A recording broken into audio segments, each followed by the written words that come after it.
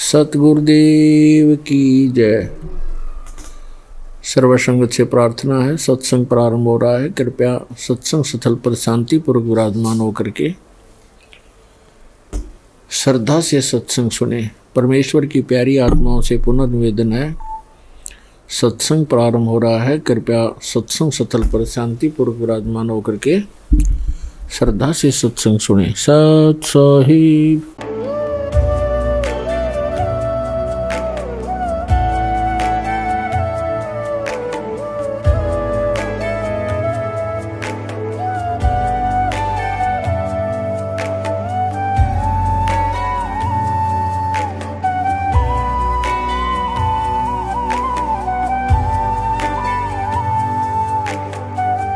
गीता में अर्जुन को स्वयं भगवान कह रहे हैं कि उस परमेश्वर की शरण में जा, उसके लिए उन संतों के पास जा जो तत्वदर्शी हो। इसी प्रकार हजरत मोहम्मद को उनका अल्लाह कह रहा है कि कोई और पूर्ण परमात्मा है। उसको पाने के लिए उन तत्वदर्शी संत की तलाश कर। वो प्रभु कौन है, ये जानने के लिए कृपया अवश्य सुनिए जगत गुरु तत्वदर्शी संत रामपाल जी महाराज के अमृत वचन। सतगुरुदेव की जय। बंदी छोड़ कबीर परमेश्वर जी की जय। बंदी छोड़ गरीबदास जी महाराज जी की जय। स्वामी रामदेवानंद जी गुरु महाराज जी की जय हो।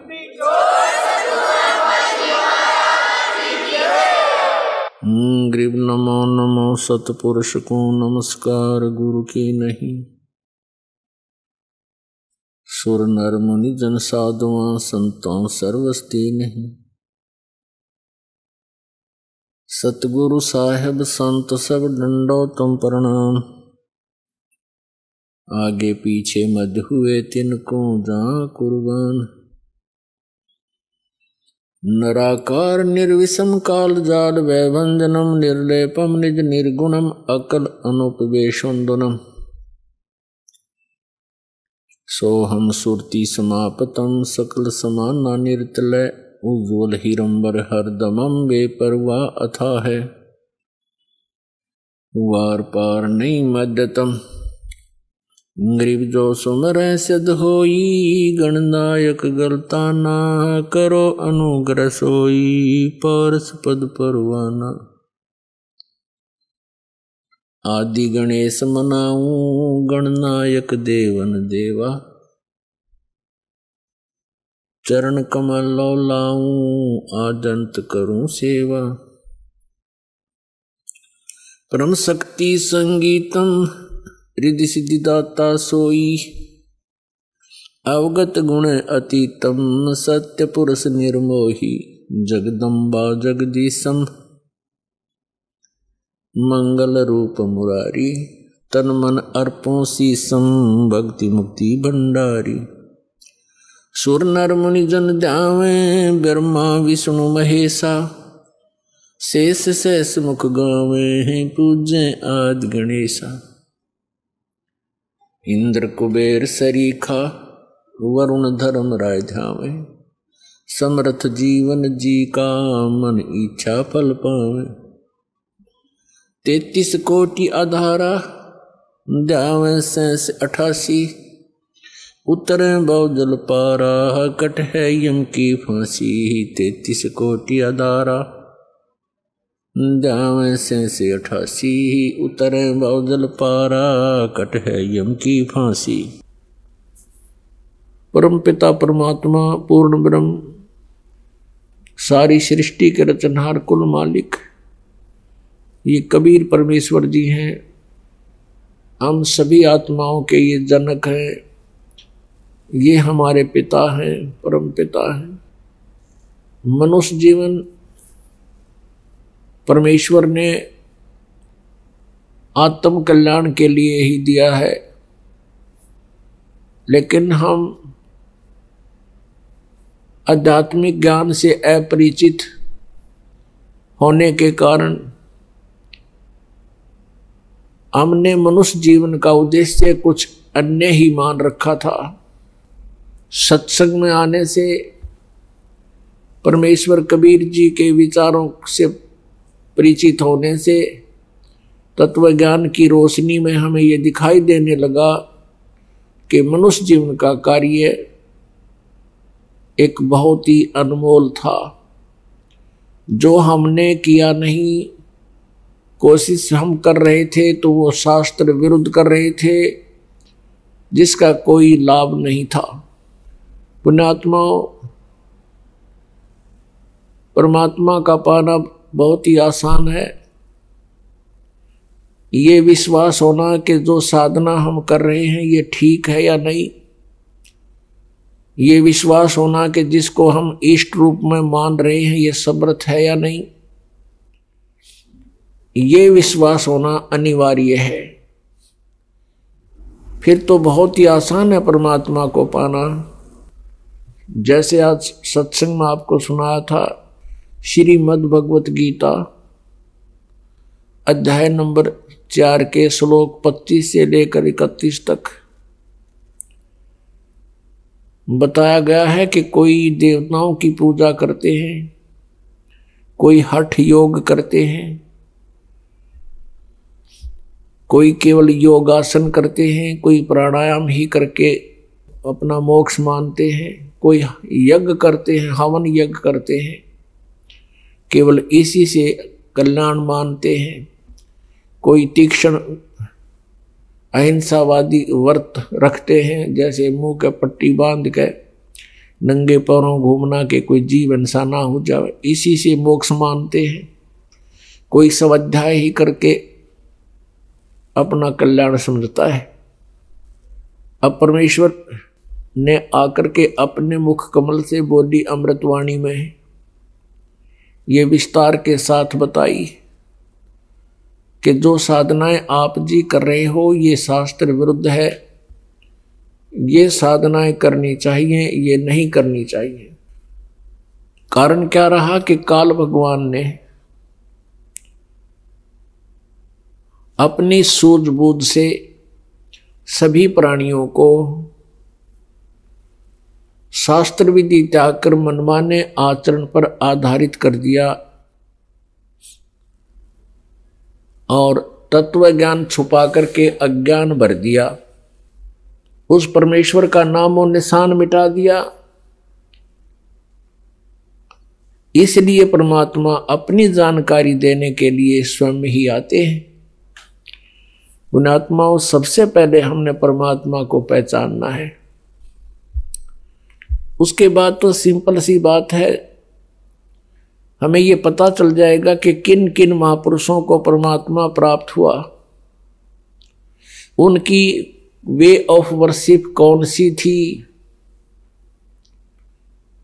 तो हम आसानी से समझ जाएंगे कि हम भी उन्हीं की तरह साधना करें तो हमारा कल्याण संभव है। पुण्यात्मा, परमात्मा की जानकारी हमें कहाँ से प्राप्त हुई थी? जो बहुत बड़े मंडलेश्वर कहलाते थे,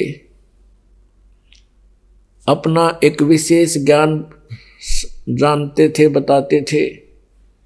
वो कहते थे कि हम वेदों के अतिरिक्त किसी भी सदग्रंथ को सत्य नहीं मानते।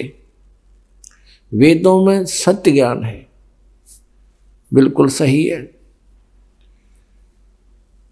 और वो स्वयं वेदों से परिचित नहीं थे कि ये पवित्र वेद हमें क्या जानकारी देते हैं। तो इनमें परमात्मा का बाय नेम परिचय है, नाम सहित परिचय है। परमात्मा कैसी लीला करते हैं और वो जानकारी भी वेदों में है, संक्षिप्त में है, कोड वर्डों में है। और सूक्ष्म वेद में जो 5वां वेद है, सच्चिदानंद घन ब्रह्म की वाणी, उसमें परमेश्वर की लीला, परमेश्वर की महिमा बहुत विस्तार के साथ है। तो पहले हम वेदों से आपको प्रमाणित करेंगे कि कौन है परमात्मा और वो कैसी लीला करता है। तो फिर हमें विश्वास हो जाएगा कि सचमुच यही भगवान है जो वेदों में लिखा है कि परमात्मा ऐसी लीलाएं करता है और उसका ये नाम है। और फिर उन संतों जिनको वो मिले उनकी वाणी में फिर वही ज्ञान है जो वेद बताते हैं, तो परमात्मा को पहचानना बहुत ही आसान बन जाता है। जैसे ऋग्वेद मंडल नंबर 9 और सूक्त नंबर 86 और मंत्र नंबर 26-27 में, ऋग्वेद मंडल नंबर 9 और सूक्त नंबर 82-82 मंत्र नंबर 1, 2, 3 में, ऋग्वेद मंडल नंबर 9 सूक्त 96 96 के मंत्र 16 से लेकर 20 तक, ऋग्वेद मंडल नंबर 9 सूक्त 20 मंत्र 1 में, ऋग्वेद मंडल नंबर 9 सूक्त 1 मंत्र 8 और 9 में, और भी अनेक स्थानों पर परमात्मा के विषय में जानकारी दी है। परमेश्वर के विषय में जानकारी बताई है, वो कैसी लीला करता है, उनका नाम क्या है। तो पुण्यात्मा जो वेदों में लिखा है तो हमें सत्य मानना पड़ेगा। अभी तक तो हम कोई कुछ भी बता रहा था हम उसी को भगवान मान लेते थे, उसी संत के वचनों को सत्य मानते थे।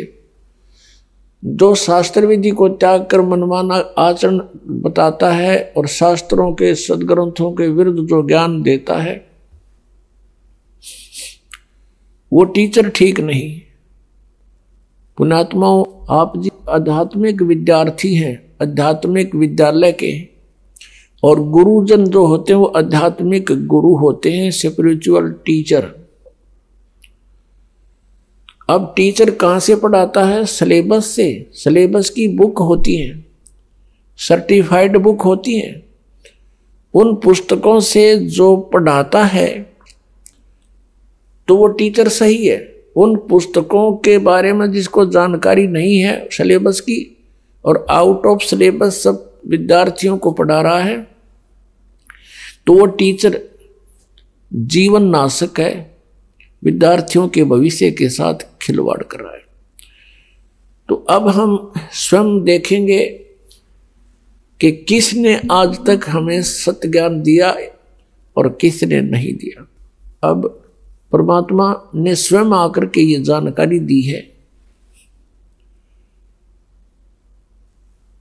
और यही सदग्रंथ बताते हैं, वो स्वयं ही आकर अपने विषय में सत्य जानकारी देता है। अपने द्वारा रची हुई सृष्टि को वही ठीक ठीक बताता है।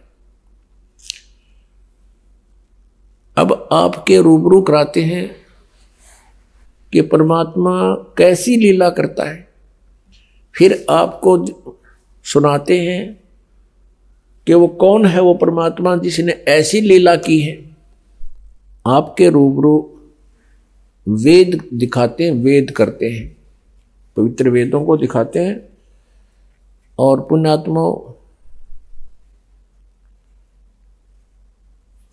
यदि ये दास अपने हिसाब से अनुवाद कर देता और आपको बताता, आप फिर, क्योंकि बच्चे तो अपने टीचर पे, अपने गुरु पर पूर्ण विश्वास किया करते हैं, हमारे गुरुजी जो कह रहे हैं वो सत्य है, और ऐसे ही अभी तक होता आया। क्योंकि हमने उन अज्ञानी तत्वज्ञानहीन संतों को भी यथार्थ ज्ञान युक्त मान लिया, उनके ज्ञान को, अज्ञान को हमने सही माना, उन पर विश्वास करते रहे। ये एक स्वभाव है एक श्रद्धालु का, एक अच्छे श्रद्धालु का स्वभाव है कि वो ब्लाइंड फेथ करता है और उस ब्लाइंड फेथ का दुरुपयोग किया है नकली गुरुओं ने। अब इसलिए यदि ये दास आपको अनुवाद करके दे देता वेदों का, कोई बड़ी बात नहीं। वेद तो एक बहुत ही आसान है, क्योंकि हमारे पास वो मास्टर की है। कौन सी? वो सृष्टि रचना। सृष्टि रचना का जब तक आपको ज्ञान नहीं होगा कि किसने ये क्रिएट किया, ये वर्ल्ड किसने रची संसार और कैसे रचा, वो परमेश्वर ने आके बताया कबीर जी ने, परम पूज्य कबीर परमेश्वर जी ने। और उनके सूक्ष्म वेद में लिखा है सच्चिदानंद घन ब्रह्म की वाणी। तो उस सृष्टि रचना को जब दास ने गहराई से पढ़ा, देखा, सुना और फिर सदग्रंथों से मेल किया तो अपने आप खुलते चले गए। ये ग्रंथ कोई दिक्कत नहीं आई। अब जैसे रामायण की कथा तो पवित्र हिंदू समाज ने सबने पता है, उंगलियों पर रट रखी है। और रामायण की चौपाइयां में भी उसका वर्णन है। अब चौपाइयां तो किसी महापुरुष ने, जैसे तुलसीदास जी ने बोल दी, अपनी जो का तो वर्णन चौपाइयों में लिख दिया, दोहों में, लोकोक्तियों में। लेकिन यदि इस रामायण का मौखिक ज्ञान ना हो किसी को कि रामचंद्र जी कौन थे, दशरथ कौन थे, सीता कौन थी, रावण के था, विभीषण कौन था, बाली कौन था, तो ये ज्ञान ना हो वर्बली कैसे घटना घटी थी, और उसके सामने उस व्यक्ति ने चाहे हिंदी आती हो, संस्कृत भी आती हो, और रामायण की मौखिक ज्ञान ना हो, कहानी का ज्ञान ना हो, तो उन चौपाइयों का अनुवाद ऊट पटांग करेगा वो। रावण का अर्थ लिखेगा रुआने वाला, सीता का अर्थ लिखेगा वो खूड, क्योंकि सीता का अर्थ है संस्कृत में हल से खींची हुई रेखा, तो वो कोई अनुवाद करेगा। ऐसा ही अनुवाद इन्होंने किया, लेकिन परमात्मा ने कुछ दया बख्शी। ये जो वेददास आपको दिखाने जा रहा है, ये उस ग्रुप के हैं, ये उस पंथ के हैं जो भगवान को निराकार मानते हैं। और उन्होंने अनुवाद किया, परमात्मा ने उनकी बुद्धि पर पत्थर डाल दिए, उन्होंने ठीक अनुवाद कर दिया कुछ एक श्लोकों का, और वो करवाया भगवान ने, ना तेड़ंगा करण का ठेका ले रहे थे। ये तो पता नहीं के अनुवाद कर रहे थे।